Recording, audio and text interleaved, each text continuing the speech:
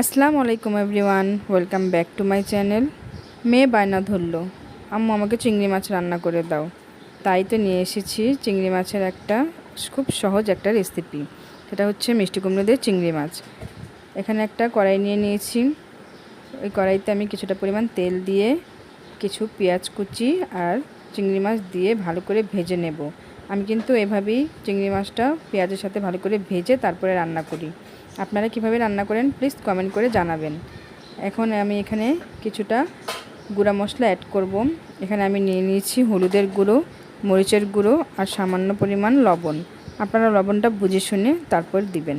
এখানে আমি মশলাটা ভালো করে কষিয়ে নিয়েছি। দেখতেই পাচ্ছেন কি সুন্দর একটা কালার আসছে না। এখন আমি এই পর্যায়ে মিষ্টি কুমড়াগুলো দিয়ে দিব। মিষ্টি কুমড়াটা দিয়ে দেওয়ার পর আমি এটাকে ভালো করে নাড়াচাড়া করে নেব।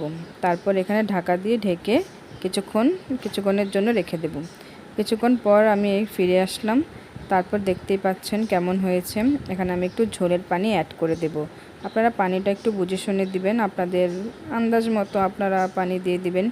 এখন আমি আমার আন্দাজ মতন পানিটা দিয়ে দিয়েছি। দেখতেই পাচ্ছেন আমি একটু কমই পানি দিয়েছি, বেশি পানি আমার কাছে একটু তেমন ভালো লাগে না। এখন আমি কিছুটা কাঁচামরিচ দিয়ে দিয়েছি। তারপর পানিটা ওঠার অবধি অপেক্ষা করব। পানিটা ফুটে উঠেছে। এখন আমি এখানে ধনিয়া পাতা কুচি দিয়ে দেব। ধনিয়া পাতা কুচি দেওয়ার ফলে এখানে অনেক ভালো একটা সুস্বাদু একটা ঘ্রাণ চলে আসবে। দেখতেই পাচ্ছেন কেমন হয়েছে। আমার রেসিপিটা কিন্তু অল ডান।